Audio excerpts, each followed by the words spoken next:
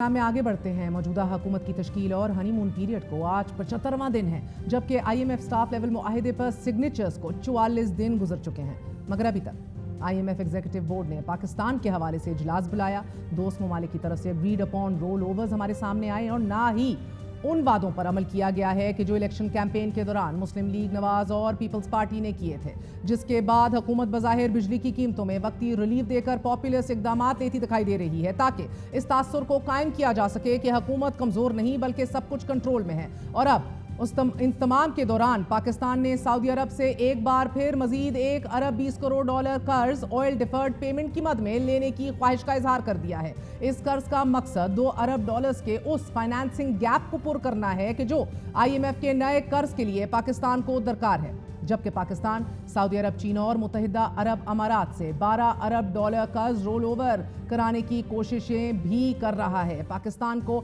नए कर्ज के लिए $2 अरब की फाइनेंसिंग और $16.5 अरब के रोल ओवर करवाने हैं, ताकि IMF एग्जीक्यूटिव बोर्ड इजलास के एजेंडे पर आ सके,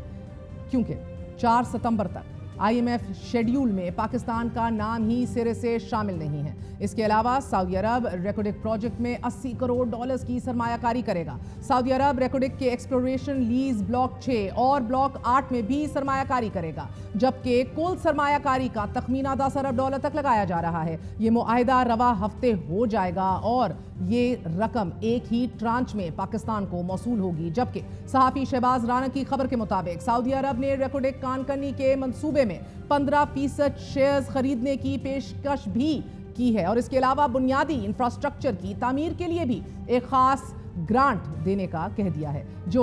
SIFC की छतरी तले पहली ऑफिशियल इन्वेस्टमेंट या सरमायाकारी तस्वर होगी। रेकोडिक प्रोजेक्ट का 50% बैरिक गोल्ड, 25% 3 वफाकी हुकूमती इदारों और बाकी 25% बलोचिस्तान के पास है। और अगर ये मुआहिदा हो जाता है तो वफाकी हुकूमत अपने हिस्से के 15% हिस्सा सऊदी अरब को बेचेगा। सऊदी पेशकश के जवाब में पाकिस्तान एक मुज़ाकराती कमेटी तश्कील देने का फैसला करते हुए सऊदी पेशकश का जायजा लेने और हतमी मुज़ाकरात कीमत की मंजूरी के लिए वफाकी काबीना को सिफारिश करेगी। ये तीसरा मौका है नाजरीन कि जब सऊदी अरब कर्ज के लिए IMF पेश की शराइत को पूरा करने के लिए पाकिस्तान की मदद कर रहा है। अगर पाकिस्तान को मजीद $1.2 अरब का कर्ज ऑयल डिफर्ड पेमेंट फैसिलिटी की मद में मिल जाता है तो सऊदी अरब के वाजिबुल अदा रकम $6.2 अरब तक पहुंच जाएगी। इस वक्त कैश डिपॉजिट्स की सूरत सऊदी की तरफ से $5 अरब, चीन के $4 अरब और मुत्तहिदा अरब अमारात के $3 अरब पाकिस्तान में पहले ही वाजिबुल अदा हैं। और आपको बताते चलें, इस हवाले से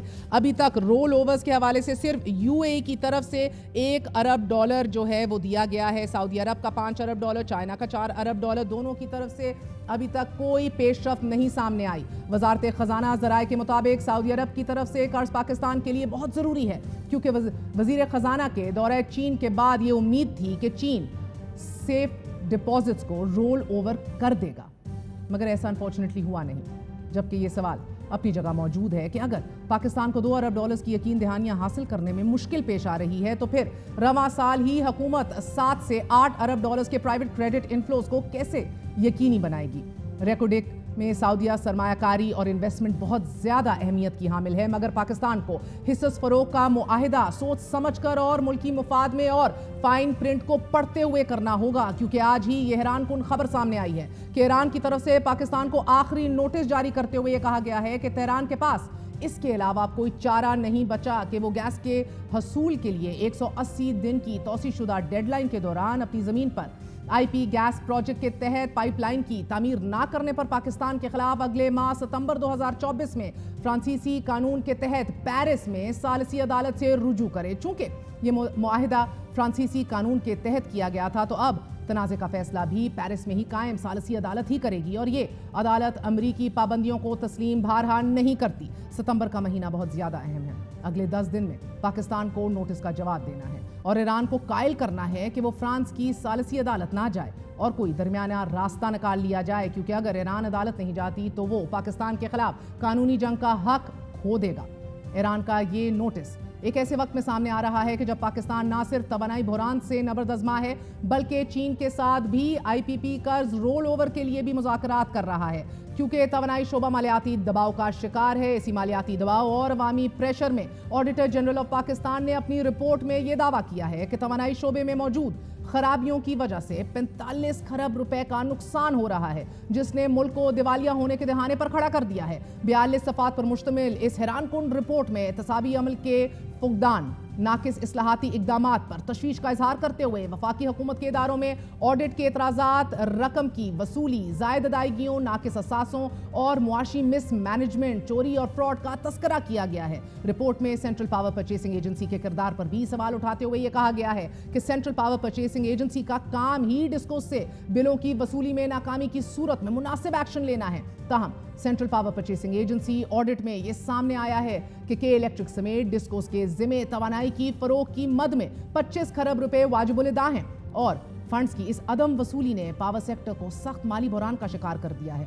اور پروڈیوسروں کو ادائیگیوں میں تاخیر ہو رہی ہے۔ آڈٹ رپورٹ میں مزید انکشاف کیا گیا ہے کہ اگر یہ بڑی رقم ڈسکو سے وصول کی جاتی ہے تو پاور سیکٹر کی مالیاتی پوزیشن بہتر ہو سکتی تھی، اور اسی طرح گردشی قرض اور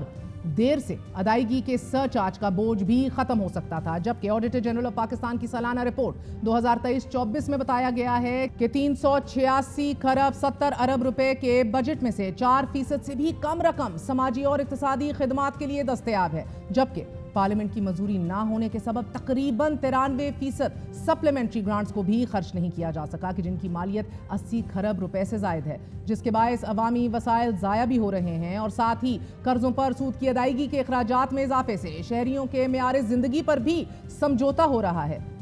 As they say, we seem to be caught between the devil and the deep blue sea۔ اجازت دیجیے، گڈ نائٹ، اللہ حافظ۔